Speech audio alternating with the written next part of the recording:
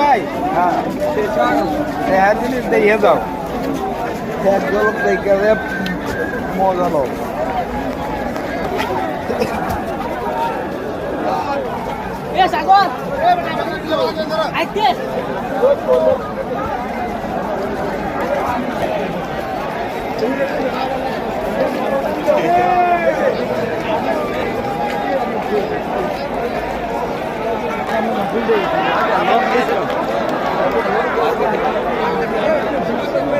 এদিকে দাঁড়াই